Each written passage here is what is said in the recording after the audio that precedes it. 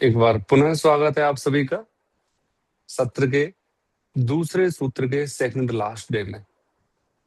सूत्र चल रहा है हमारा मौन, और हम बातें कर रहे हैं खुलकर, है ना। पर हमारी जो बातें हैं वो हमारे मौन के मौन को स्टेबलाइज करने के लिए है। मौन इन द सेंस, हम जो भी दिमाग में हमारे बैक एंड में चल रहा है उसको गिराने के लिए हम ये डिस्कशन कर रहे हैं। हम बोलने के लिए नहीं बोल रहे हैं, है ना। अगर हम बोलने के लिए बोल रहे हैं तब हम कहेंगे कि हाँ हम बोल रहे हैं, पर हम चुप हो।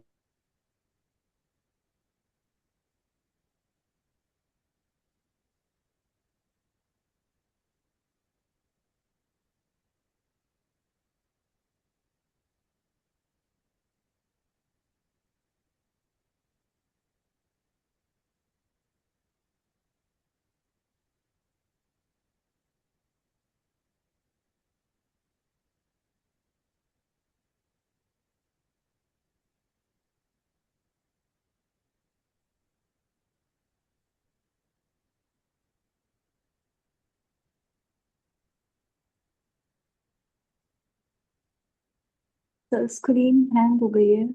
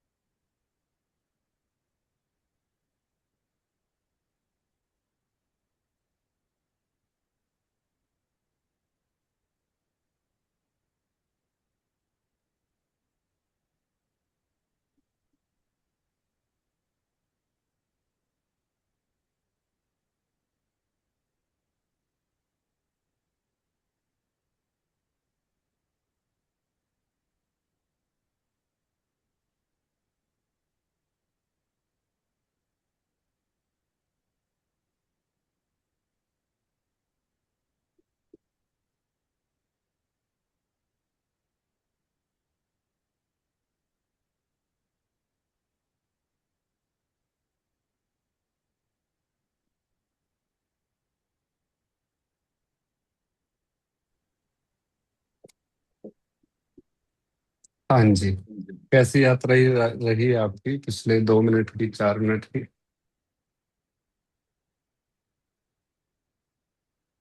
इसी प्रश्न से शुरू करते हैं। इस 2 मिनट में आपने क्या क्या चिंतन किया? ये जो नेटवर्क ग्लिच आया, अगर वीडियो ऑन कर सकते हैं तो देख लीजिए, क्योंकि मैं चाहता हूँ आप यही रहें, है ना।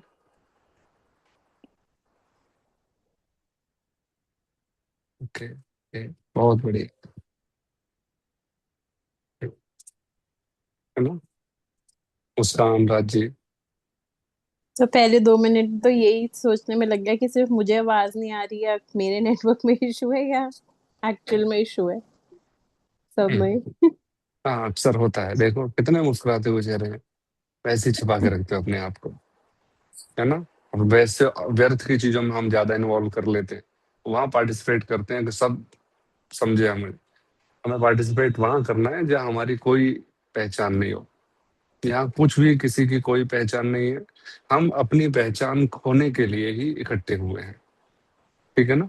क्योंकि अब तक जितनी भी पहचान बनाई है वो सारी पहचान एक अलग झूठे धरातल की है। झूठे इन द सेंस, मैं ये नहीं कह रहा हूँ कि सामाजिकता झूठी है, हमारा अनुभव, हमारा आधार बहुत झूठा रहा है। हमें कुछ चीजें साफ दिखाई दे रही होती हैं, परंतु हमने उन चीजों को झूठा बनाने की कोशिश की है ना। हमने अपने सराउंडिंग को इतना ज्यादा गहरे से ओढ़ लिया है कि अगर अपने आप को टटोलना पड़े ना, तो ढूंढ नहीं पाएंगे हम। बिल्कुल किसी ने किसी को भी, हम दुनिया को बहुत अच्छी तरह से समझने लगे हैं, और इस समझने के चक्कर में कब हम अपने आप को भूल गए हमें पता ही नहीं। सब सब ऐसा नहीं है कि आ, जब हम परेशानी में होते हैं, जब हम दुख में होते हैं, तभी दुनिया समझ में आती है, जब अपने पे ध्यान जाता है। नहीं, अगर हम हंसी में भी है ना, तो भी हम अपने आप को खोज सकते हैं। तो आइए, हम चर्चा कर रहे थे कि हमारा जो मौन है, इस मौन मेडिटेशन के चक्कर में या मौन मेडिटेशन के लिए हम इतने बोल क्यों रहे हैं, है ना। यही प्रश्न था। तो प्रश्न का जो आंसर निकल के आया लॉजिकली, वो ये आया कि हम अभी इसलिए बोल रहे हैं ताकि बाकी 23 घंटे 20 मिनट मौन रह सकें। खोज तो चुप हो जाते हैं, पर ये दिमाग की जो खोजबीन है ना, वो नहीं रुकती है बिल्कुल भी। भयंकर खोजबीन में लगा हुआ है मन हमारा, उसकी खोज को रोकने के लिए। तो आइए कुछ छोटे छोटे से एग्जाम्पल आपको बताने, आंसर देने हैं, ठीक है। एक व्यक्ति, एक गरीब बाप बेटे रास्ते से जा रहे थे। गांव वालों ने मिलकर सोचा कि यार ये बहुत गरीब है, इन पर कोई व्यवस्था हो नहीं पाती है, हमारे पास एक गाय है पंचायत में, इसको दे देते हैं। उन्होंने गाय और बछड़ा उनको बाप बेटे को दे दिया। तो बेटा बड़ा खुश होके आया, पिताजी से बोला, पिताजी हमें गाय मिल गई। तो उसके पिताजी ने कहा, अरे वाह मजे आ गए, अब तो दूध पीने को मिलेगा। तीसरे चौथे दिन जिन्होंने गाय दी थी, वो गाय किसी न किसी की निकली और वो मांगने आ गया। अब बेटा बहुत दुखी हुआ, इसलिए दान क्यों दिया था, इससे देना ही नहीं चाहिए, हमें उम्मीद बन गई, ब्ला ब्ला ब्ला। पिताजी हंस के बोला उसका, "अरे कोई बात नहीं, झंझट छूटा, रोज गोबर उठाओ, रोज का इसको बांधो, चारा लाओ, ये वो सारी चीजें। इससे क्या समझे हम। सम अवस्था। हम्म, सम अवस्था, ये थोड़ा हम सबके लिए गहरा हो गया ना। चलो इसको और थोड़ा आसान आसान कर लेते हैं। सम अवस्था अर्थात मन की परिस्थिति, है ना। आप हर परिस्थिति में मन को बैलेंस करके रखो, हर परिस्थिति में। सोसाइटी की परिस्थिति नहीं चलेगी, है ना। हमारे अपने मन की परिस्थिति, वो बच्चा जो बेटा था या लड़का था, वो डगमगा रहा था, है ना। वो गाय के मिलने पर खुश भी हुआ, गाय के जाने पर उसे दुखी होना पड़ेगा। पर उसका पिताजी जो जीवन का अनुभव था उसे, उसने क्या कहा, चलो गाय मिली, दूध पियेंगे दोनों मस्त होके, अब हमारे खाने पीने का झंझट खत्म। और जब 3 दिन या 5 दिन बाद वो गाय ले ली गई, तभी उसी अवस्था में है, चलो कोई बात नहीं। हमारे जीवन में जो भी घटना आई है, अच्छी या बुरी, बस यही तो है, मनस्थिति बदलो, परिस्थिति एकदम बदल जाती है। हम मनस्थिति में उलझे रहते हैं, और काम किस पे करना है हमें, परिस्थिति पर। और हम काम किस पर कर रहे होते हैं, मनस्थिति पर। अगर हम अपनी परेशानी किसी को बताएं ना, तो हम अक्सर अपनी मनस्थिति उगलने लग जाते हैं। जबकि होना क्या चाहिए, मैं इस मोबाइल को किस तरह से देख सकता हूं, दूर रख के, है ना। अगर मैं इसमें घुस जाऊं तो ये मुझे दिखाई देगा। हम हर समय परिस्थिति में घुसे रहते हैं। हमने थोड़ा सा परिस्थिति को अलग रखा, मनस्थिति को अलग रखा, हमने क्या किया, मन की स्थिति पर थोड़ा सा काम किया, परिस्थिति 1 सेकंड में बदल जाती है। चीजें कुछ भी नहीं रहेंगी, बिल्कुल सपाट। जी सिंपल सी घटना है, आप इसे और गहरे से कैसे ले सकते हैं।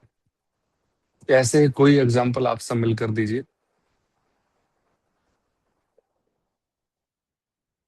कुछ भी घर परिवार में से उठा सकते हैं।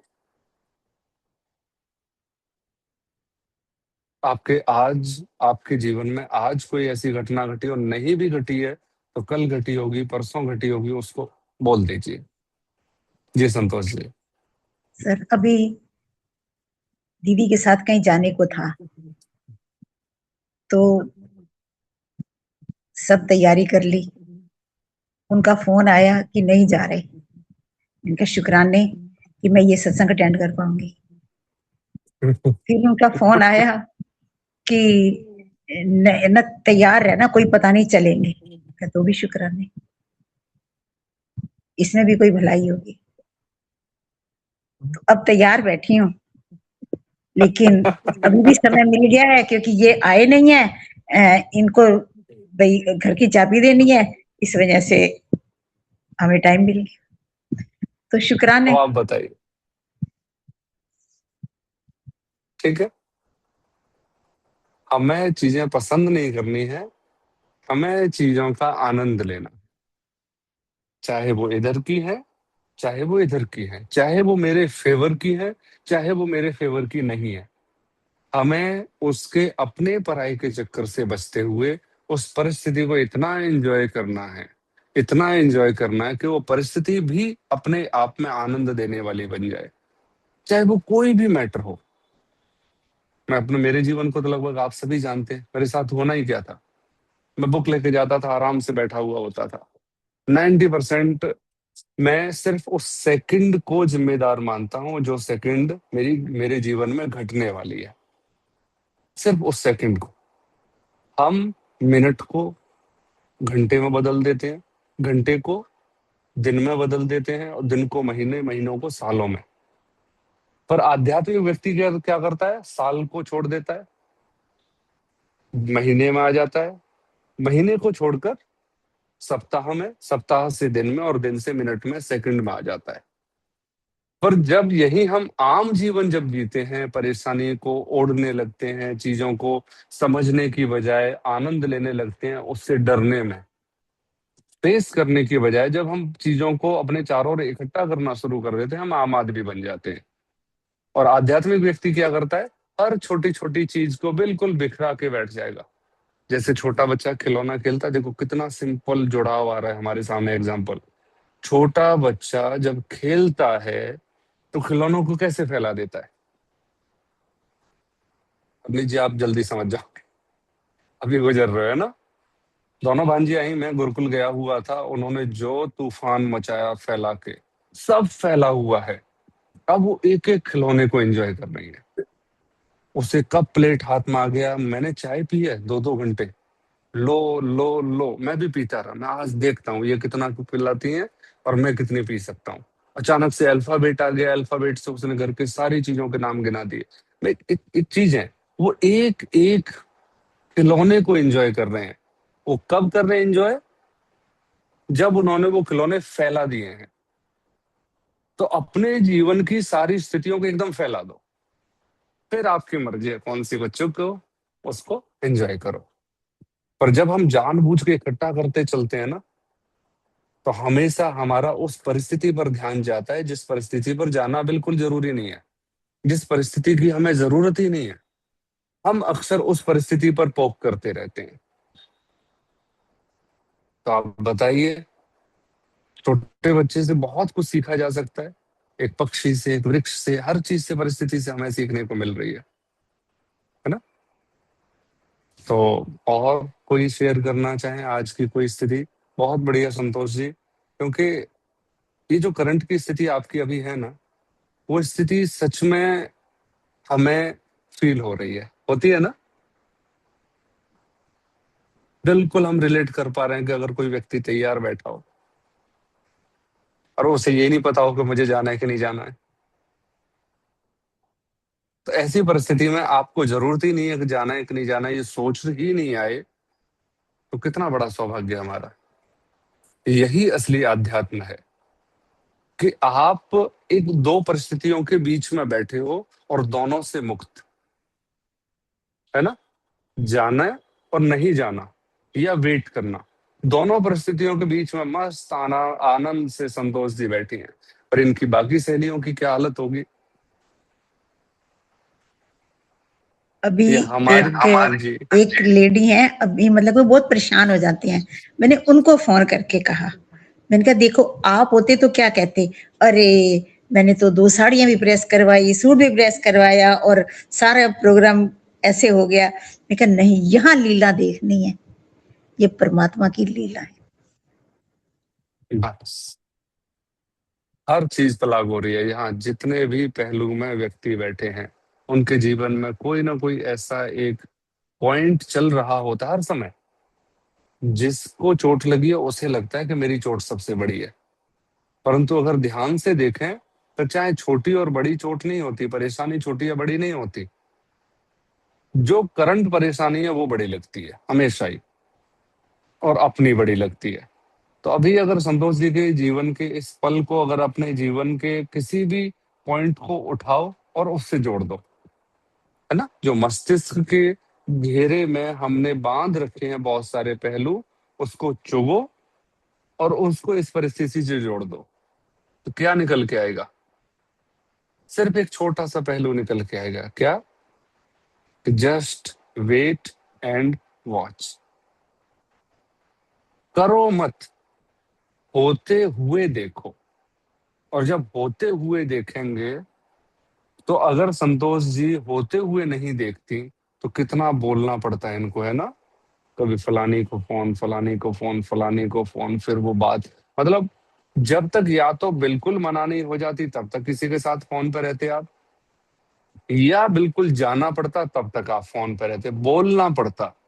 पर जैसे ही वेटिंग पीरियड में आपने आपको डाल लिया, देखना आ गया, शांत बैठना शुरू कर दिया, लीला तेरी भी है तो मैं भी तेरी ही हूं, मैं भी मस्त देखूंगी, है ना। तो भगवान भी कहता है कि चल अब किसी और की लीला दोनों बैठ के देखते हैं। बिल्कुल वो आपके साथ बैठा हुआ है, जैसे आप फील करो वैसे बैठा हुआ है, हमारे दिल में, हमारे दिमाग में, हमारे शरीर में, बिल्कुल व्यवस्थित बैठा हुआ है। होता है, एक छोटी सी कहानी याद आ गई, कहानी नहीं, घटना है गुरुकुल की।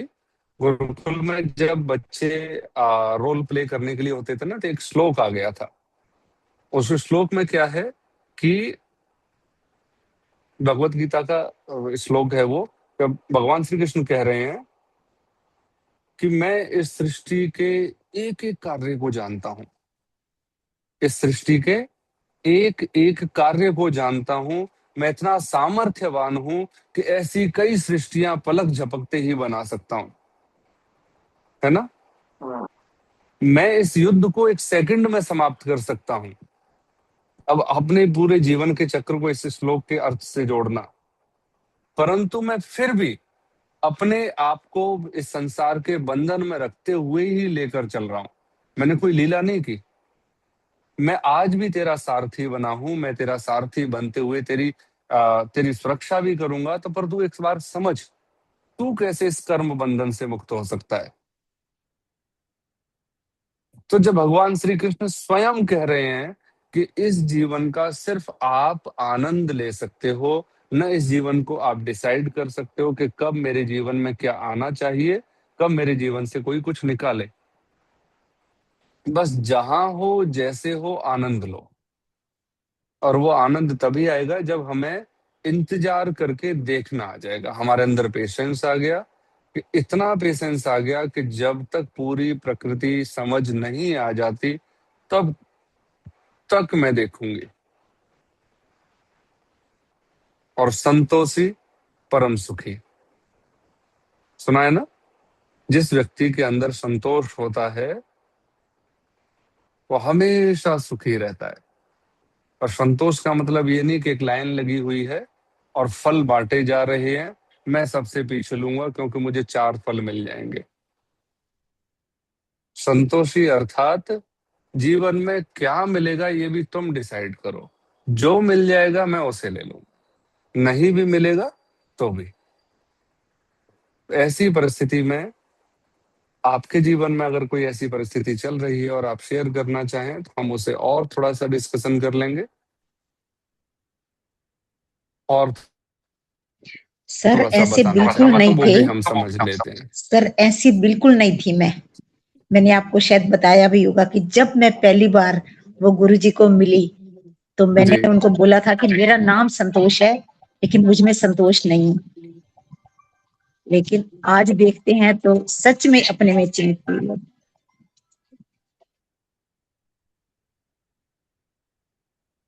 हम सबके साथ यही होने वाला है ना, क्लास के मॉनिटर की तरह सबके जीवन में यही घटनाएं घटने वाली हैं जो संतोष जी के जीवन में घट रही हैं। सब असंतोष से भरे हुए हैं, दुविधाओं से भरे हुए हैं, डर से भरे हुए हैं, व्यर्थ की गंभीरता से भरे हुए हैं। जितने दुनिया के ऐब, नशे नहीं कहूंगा मैं, जैसे हम बाहर की दुनिया को नशे में बेमार समझते हैं, बेकार समझते हैं ना, ऐसे ही सात्विक व्यक्तियों का एक अपना अलग नशा है। किसी ने अपने आप को पॉजिटिव पॉजिटिव पॉजिटिव बनाने में डाल रखा है, किसी ने अपने आप को नेगेटिव नेगेटिव नेगेटिव बनाने में डाल रखा है, किसी ने एक नया नियम बांध लिया है सशक्तिकरण का, महिला या पुरुष सशक्तिकरण का।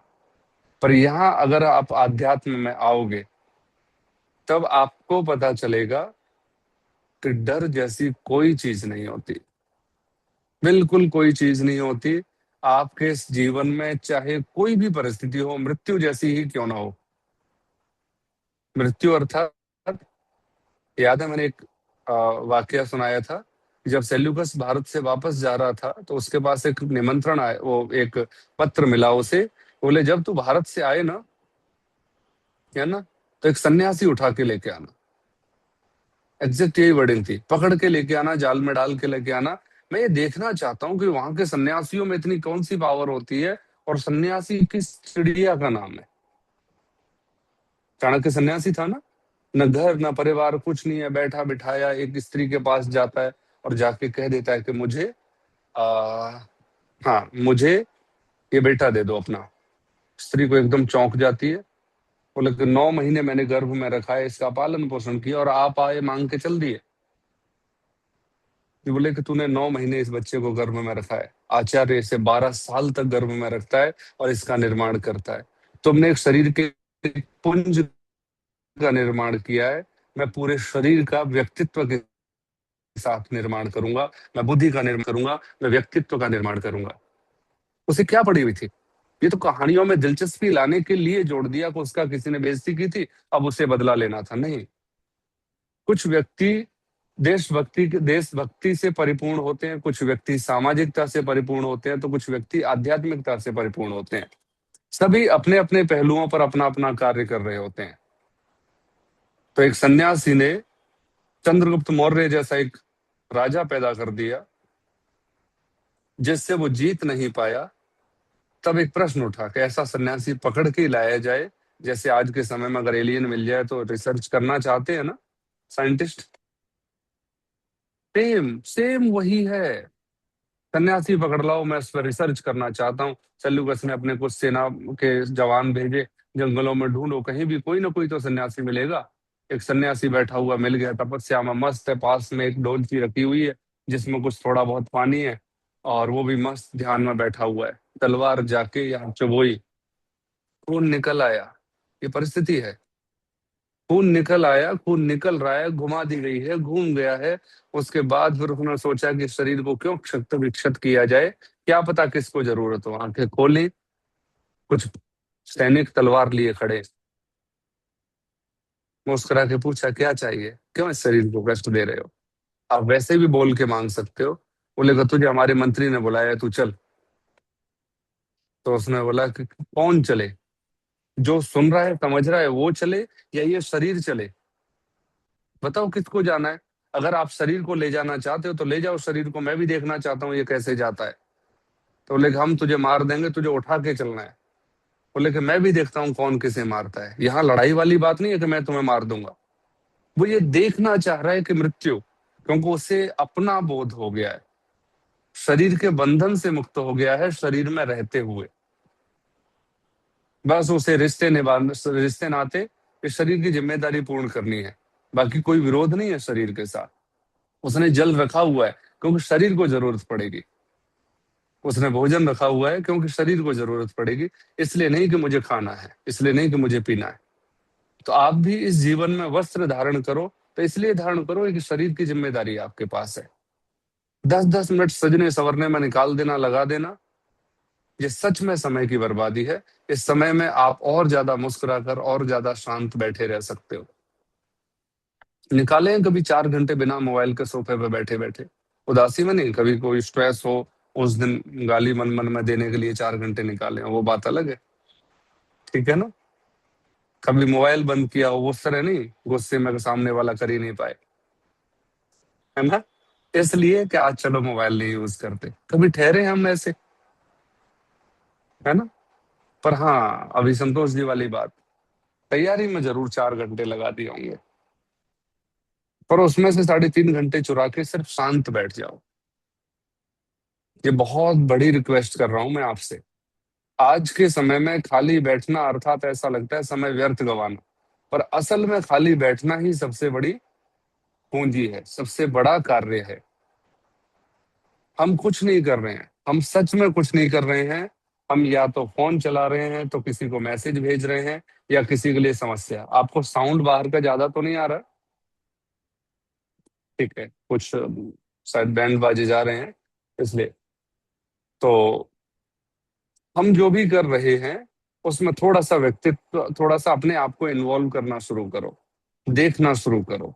देखना अर्थात एक छोटा सा, आज मैंने प्रैक्टिकल किया कि मैं बस वैसे ही, मेरे पास 20 मिनट थी, मैंने सीरी को बोल दिया 20 मिनट का अलार्म लगा दो, और मैं बस ये देखना चाहता हूं कि मैं क्या क्या सोचता हूं।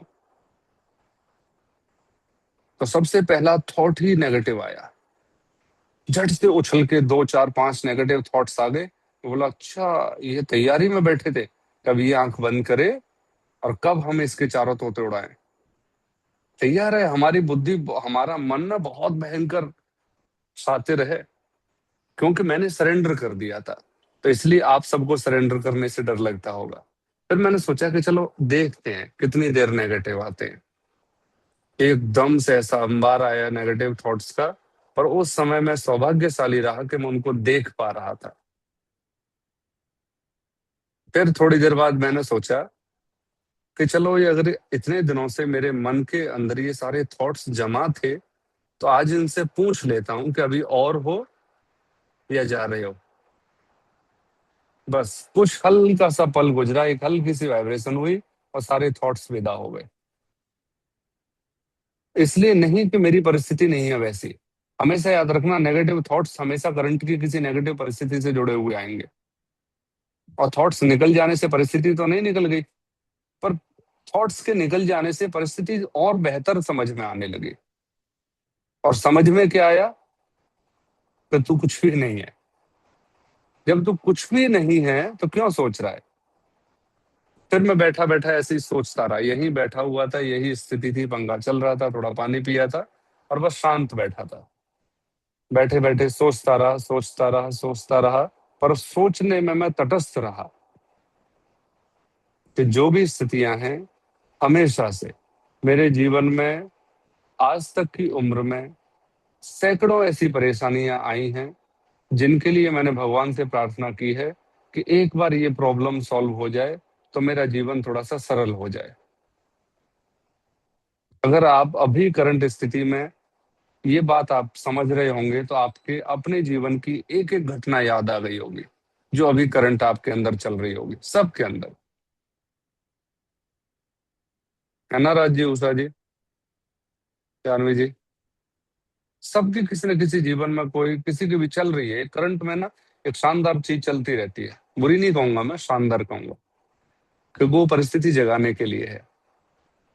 अब उस परिस्थिति के साथ में मैंने अपनी किसी पुरानी परिस्थिति को जोड़ा, जो सॉर्ट आउट हो चुकी है, फिर उससे समझ को उठाया, उसकी तरफ खड़ा होके अपने मन को समझाया कि जब वो परिस्थिति नहीं ठहरी, और बड़े शानदार तरीके से सॉल्व की भगवान ने और समाप्त कर दी। और ऐसी दसियों परिस्थितियां आपके मस्तिष्क में आप सोचो, जिन परिस्थितियों को न चाहते हुए भी आपके जीवन में आना पड़ा, और वो गई भी, और कोई भी नेगेटिव इम्पैक्ट छोड़कर नहीं गई। तो फिर आज की परिस्थिति से हारना क्यों, डरना, परेशान क्यों होना। और उसे बाहर ही घटने दो, अपने शरीर के बाहर, अपने घर के बाहर। आज आप जहां स्टैंड करते हो वही आपका असली और वास्तविक जीवन है। आज की डेट, आज का घर, आज का पहलू, आज की परिस्थिति। ठीक है, आज जो है ना आपका, वो सबसे इंपॉर्टेंट है। इसके अलावा अगर आप सोचो कि कुछ भी इंपॉर्टेंट अलग है या उसे सॉर्ट किया जा सकता है, बिल्कुल भी नहीं। उसे सॉर्ट करने के लिए प्रकृति ने हमारे चारों ओर ऐसी सॉर्ट करने वाली तंत्र इकट्ठा कर रखा है जिसका काम है लड़ना। लड़ने दो उसे। मेरा काम है अपने मस्तिष्क को शांत रखते हुए अपने आप में आनंद लेना। परंतु हम क्या कर रहे हैं, हम ऐसे हो गए हैं जैसे किसी व्यक्ति ने एक बिजनेस स्टार्ट किया, वही सेलर है, वही बायर है, वही सफाई वाला है, वही हेल्पर है, वही मिस्त्री है। क्या होगा, चल जाएगी वो? आप क्या सलाह दोगे उसे, या मुझे क्या सलाह दोगे ऐसी स्थिति में? सबको देनी है मुझे सलाह।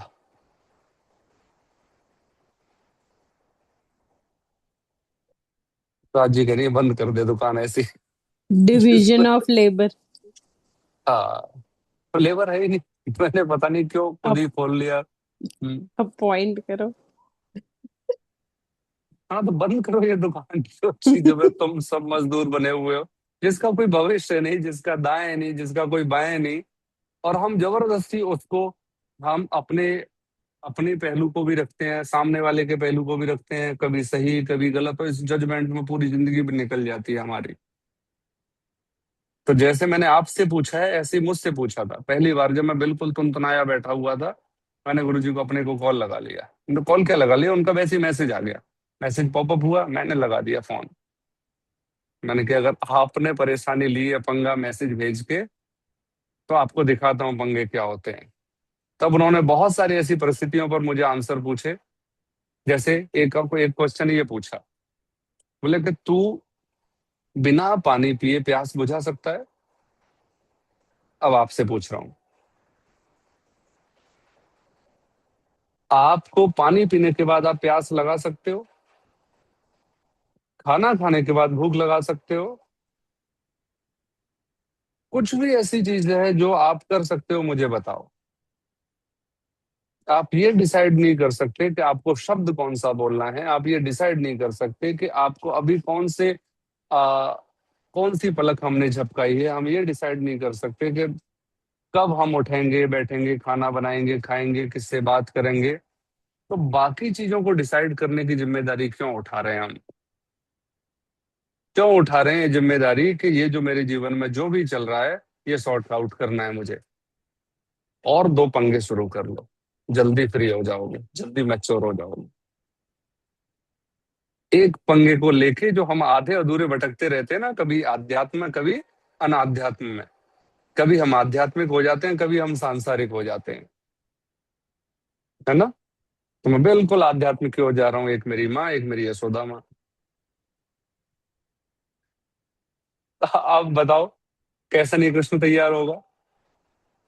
है उसको, उनको योगीराज ऐसे ही थोड़े बोला गया।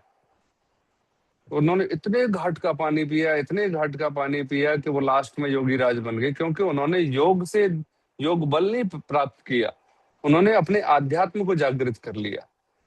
एक व्यक्ति लाखों गायों को चराते हुए निकल जा रहा है, अचानक से गुरुकुल की अवस्था से गुजरता है और वो एक सन्यासी के पास घंटों बैठा रह जाता है। आपको क्या लग रहा है बांसुरी जन्मजात आती थी उनको? नहीं, क्योंकि नंद के बेटे थे, तो नंद के यहाँ बहुत सारी गायें थी, सब जाते थे, तो उन्होंने जिद करनी शुरू कर दी, मैं भी जाऊंगा। जाऊंगा तो नंद जी ने भी कहा कि इसे जल्दी जीवन समझना है, तो ये निकले घर से बाहर। अब ये चला जा रहा है, इसी से सारे काम करवा रहे हैं, क्योंकि सबसे छोटा था।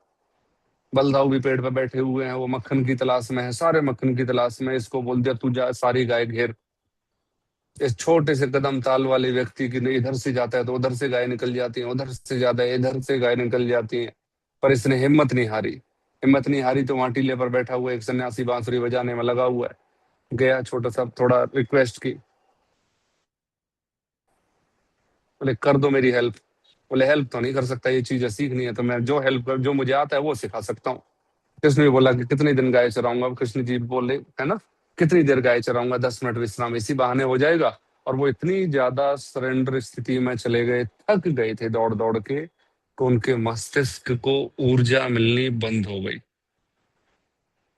जैसे ही हम मस्तिष्क को ऊर्जा देना बंद करते हैं, वो अपने नेचुरल रूप में आ जाता है। और मस्तिष्क का नेचुरल रूप क्या है? ब्रह्मांड की सारी शक्तियां हमारे मस्तिष्क में है। और उन्होंने मुरली पकड़ी और जो बस्ती चली गई, सारी गायें इकट्ठी हो गई, ग्वाले इकट्ठे हो गए। वही कृष्ण जो अभी दौड़ रहे थे बदहवास, जब उन्होंने बदहवासी को छोड़ा तो मुक्ति को प्राप्त हो गए। ये जो हम मेंटली लेवल से बदहवास दौड़ रहे हैं ना चीजों को सॉल्व करने के लिए, इसे छोड़ना पड़ेगा, अपने आप सॉर्ट आउट होने दो। और ये सॉर्ट आउट हैं, ये सॉर्ट हो चुकी है, बस हमें नहीं मालूम। अर्जुन कह रहा है कि मैं किसको मारूं? माता को, मामा को, चाचा को, ताऊ को, गुरु को, दादा को, किसको मारूं? और मेरे बच्चे जैसे भी बहुत सारे भतीजे हैं, किस किस को मारूं? भगवान श्री कृष्ण हंस रहे हैं, बोले पागल, ये पहले ही मर चुके हैं, है ना, पहले ही मर चुके हैं ये। तू आज की डेट में सोच रहा है कि आज से 20 साल बाद जितने भी हम हस्तियां यहाँ हंसते किससे मुस्कुराते चेहरे हैं, सबको विदा होना है ना, तो ऑलरेडी हमारी मृत्यु निश्चित है। तो बस यही लाइन अर्जुन को बोली कि जिनको तू मारने की कह रहा है कि तू नहीं मारेगा, इनकी मृत्यु पहले ही निश्चित है, तू सिर्फ अपना कर्तव्य कर। ऐसे ही हमारे जीवन में जो भी तूफान चल रहे हैं, मेरे में भी चल रहे हैं, रोज कोई ना कोई बदहवास बेहोशी वाली क्रियाएं हो रही हैं, पर होश में आने के बाद उनको सॉर्ट आउट कर लिया जाता है। रोज घट रही है, कुछ बड़ी हैं, कुछ छोटी हैं, पर अब मैं उनको घटते हुए देख रहा हूं। तो आपके जीवन में जो भी तूफान चल रहे हैं, जो भी परेशानियां चल रही हैं, जो भी अच्छाइयां चल रही हैं, ये ऑलरेडी खत्म है, बस हमें नहीं पता, क्योंकि हम अपना भविष्य और अपना भूत नहीं जानते। ठीक है ना? आपको कल का नहीं पता ना, पर आज की समस्या कब खत्म होगी? कल। और कल पहले ही डिसाइड हो चुका है, तो इसका मतलब जो समस्या है वो पहले ही सॉर्ट आउट है। अब बस एक जिम्मेदारी बचती है, जो भी हमारी समस्या का डिसीजन हो, मस्त, कल के एग्जाम्पल याद है? आप छोटे बच्चे की तरफ ऐसे करते हो, इतनी कंजूसी से हाथ फैलाते, आजा आजा आजा, देखो कंजूसी का है ना। और बच्चा कैसे फैलाता है? किसी ने भी फैला के नहीं बताया। ऐसे ऐसे फैला दिया करो अपनी बाहों को, ताकि आप नई ऊर्जा को समेट सको। निकलो इस बड़प्पन से बाहर, बड़े बनने से बाहर निकलो। एक बार गहरी सांस लेके एकदम फैला दो और फील करो कि आप सच में प्रकृति से जुड़े हुए हो। हाँ, छोटी छोटी एक्टिविटी को अगर आप फील नहीं कर पा रहे हो, तो बड़ी समस्याओं में तो वैसी हवा निकल जाएगी। अपने आप को सौंपना सीखो। जरूरी नहीं जादू की झप्पी आपको कोई दे, आप दे सकते हो अपने आप को और अपने से जुड़े हर सदस्य को। पूरा एक चैप्टर है जादू की झप्पी पर, मुझे सच में इसका नाम पड़ा है। गुरु क्या होते थे? जब गुरु होते थे ना, गुरुकुल में बच्चे को लेके जाते थे, तो अपने साइड में बिठा लिया करता, बच्चे का मन नहीं लग रहा है। अभी भी गुरुकुल में गया हुआ था मैं, तो मैंने देखा जो स्वामी जी हैं बस बैठे हुए हैं। बहुत सारे लोग कह रहे कि आपने ये सारा मेला जोड़ लिया। तो उन्होंने कहा कि तुम्हारे लिए मेला होगा, मेरे लिए जीता जागता जीवन है। बोले सर, इतने 50 बच्चों का भविष्य आप अकेले कैसे बनाओगे? बोले मैं कौन होता हूँ इनका भविष्य बनाने वाला? ये बिल्कुल कन्वर्सेशन बता रहा हूँ, ये मेरा भविष्य बनाएंगे। मुझे तो उनकी ईमानदारी से सेवा करनी है, और जो सेवा मेरे को प्रथम नंबर वाइज मिलती जाएगी मैं करता जाऊंगा। तब मैंने देखा है जैसे गाय कृष्ण के पीछे चक्कर काटती थी, बच्चे आ रहे हैं, सभा चल रही है, एक बच्चा आया और ऐसे जैसे अपनी मम्मी के कान में बोलता है ना चुपचाप, ऐसे बोल रहा है। 10 लोग बैठे हुए हैं, गुरुजी के कान में बोल के गया और चल दिया। गुरुजी बोले चलो ठीक है। अब सोचो कितना गहरा भरोसा उस व्यक्ति ने उन बच्चों के प्रति दिखाया है। तो बिल्कुल सबको चीरता हुआ उनके पास पहुंचा, उनके कान में बोलने की हिम्मत 10 लोगों के बीच में, और ऐसे बोल रहा है जैसे अपनी माँ के कान में बोलता है। मैं बस उस दृश्य का साक्षी था। बस इतना काफी है, मुझे इनाम मिल गया, मैं तो चार्ज हूं आज तक। क्या आप ऐसी परिस्थितियां देख पाते हो दिन प्रतिदिन? इसलिए अपने अंदर के भटकाव को छोड़कर जो आपसे चूका जा रहा है ना, उसको चुनना सीखो, प्रेजेंट में रहना सीखो। ठीक है? समय 10-10 फिर हो गया अचानक से, क्योंकि आप सबको हंसते मुस्कुराते देखते हुए समय कब दौड़ जाता है पता ही नहीं चलता। और इसी चक्कर में आपको मैं सब लोगों में ढूंढने लगा हूं। ये सच्चाई है। बात मैं किसी से करूं, बात मैं आपसे ही कर रहा होता हूं, क्योंकि मैं इस आधे पौने घंटे को जो जीता हूं ना, इसमें ये ऐसा ऑरा मेरे चारों तरफ बन जाता है कि अगले 23.5 घंटे में उसी ऑरे में रहता हूं। वो मुझसे सवाल पूछ रहे होते हैं, मैं आंसर आपको दे रहा होता हूं। आप मुझसे सवाल पूछ रहे होते हो, वो मुझसे सवाल एक ही हो जाते हैं। और एक समय आएगा, जितने भी सन्यासी आध्यात्मिक लोग हैं ना, उनके चेहरे देखना सबके एक जैसे हो जाते हैं, क्योंकि उनके अपने चेहरे समाप्त हो जाते हैं। इसलिए कभी भी देखना अपने गुरु का चेहरा हमेशा सब जैसा दिखेगा, सबके जैसा हो जाएगा। क्यों? क्योंकि आप इंटरनली उनसे कनेक्ट हो जाते हो। जब दो व्यक्ति होते हैं ना, दो अच्छे दोस्त होते हैं, उनके सबके हाव भाव, बोल चाल, चुटकुले, स्टाइल सब एक जैसी हो जाती है। देखे होंगे ना, दो अच्छे दोस्त सेम ड्रेस पहनने लग जाते हैं, चाहे वो कपल हो, चाहे दोस्त हो, चाहे कोई भी हो। ऐसे ही जब एक गुरु आध्यात्मिक पहलू पर आगे बढ़ता जाता है, तो सारे शिष्यों के चेहरे उसको एक ही जैसे लगने लग जाते हैं। इसलिए वो कभी पक्षपात नहीं कर पाता। तो किस कैसे डिसाइड करे कि ये कौन है, ये कौन है, ये कौन है? मेरे लिए यहाँ बैठे हुए हर व्यक्ति हरनीत है, हर व्यक्ति ज्योत्सना है, हर व्यक्ति फलाना फलाना उषा जी वगैरह, पिंकी जी, सब सेम है, सब सेम। चाहे इधर से हाथ घुमाओ, चाहे इधर से हाथ घुमाओ। तो आप भी अपनी परिस्थिति को, आपको बहुत सारी शुभकामनाएं देना चाहूंगा। आपसे रिक्वेस्ट करना चाहूंगा कि प्लीज कल क्या होगा इसे छोड़कर अभी जो हो रहा है उसका आनंद लीजिए। और अगर इसका आनंद नहीं ले पा रहा है, फिर दोबारा कह रहा हूं, मेरे साथ शेयर करके सीख लीजिए। क्या पता मैं आपसे सीखूं। बहुत सारी चीजें हैं जो आपके बस की नहीं है, बहुत सारी चीजें हैं मेरे बस की नहीं थी। मैं भी दबा के उल्टी करता रहा, कोई था समेटने वाला। कोई व्यक्ति भी, कोई भी आध्यात्मिक व्यक्ति अपने आप को मौजूद नहीं रखता है, बस आपके भाव में बहा देता है। वहां से चल देगा, फिर किसी दूसरे भाव में होगा। ठीक है? तो उम्मीद है आपको ये चीजें समझ में आई होंगी। नहीं आई होंगी तो लाके छोड़ेंगे। Sir thank you. गुरुकुल में कितने बच्चे हो गए? गुरुकुल में हो गए 48 जी। और बहुत प्यारे मासूम से बच्चे हैं, मैं शेयर कर दूंगा फोटोज वगैरह, है ना? सर आपने उस और दिन एक फोटो शेयर की थी, मुझे उसका मतलब नहीं समझ अच्छा आया। अच्छा, उसमें हवन में बैठे हुए थे वो सारे बच्चे। अच्छा। वो आपने उस समय कॉल कर दिया था ना, तो मैंने कहा चलो इनको बता ही देते हैं। तो मैं अभी और ज्यादा मस्ती में हूँ, है ना? करंट की मस्ती। बहुत अच्छे हैं। आप भी कभी जिसको भी समय मिले एक बार जरूर जाना चाहिए, है ना? हम बहुत सारे तीर्थों में घूमते हैं, ये भी एक तीर्थ है जहां पर ऐसी निष्कपट आत्माएं बह रही हैं। कुछ भी नहीं है। एक बच्चे का रूप क्या होता है? कुछ भी नहीं होता। ना वो भविष्य में होता है, ना वो भूत में होता है, वो प्रेजेंट में होता है। और अगर किसी बच्चे के पास आप खड़े हो जाओ तो आप सच में प्रेजेंट में आ जाते हो। सर देखा है गुरुकुल ना? कहाँ पे है? गुरुकुल यहाँ से 52 किलोमीटर है, पश्चिम बिहार से, अच्छा, फर्रुखनगर, गुड़गांव में। ओके। तो कभी वैसे सैटरडे संडे में जाता रहता हूँ, सैटरडे को भाग जाता हूँ मैं सारी चीजें छोड़ के।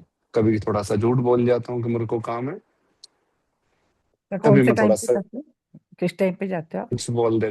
दोपहर, मैं दोपहर को निकलता हूँ 3, ढाई 3 बजे। वहीं पर छोटा सा घर बना लिया, तो आपको निश्चिंत रहिए, आपका अपना घर है, आप निश्चिंत होकर वहां ठहरो, बैठो, उठो। और गुरुकुल भी पास में है, इसलिए मैंने गुरुकुल के पास घर बनाया कि मेरे पास मेरा बचपन दोबारा मिलने का मौका है। मुझे नहीं बड़ा होना, ना मुझे बूढ़ा होना है, मुझे वापस छोटा होना है। ठीक है ना? बड़े होके क्या ले लिया? आपसे भी पूछूं ना मैं,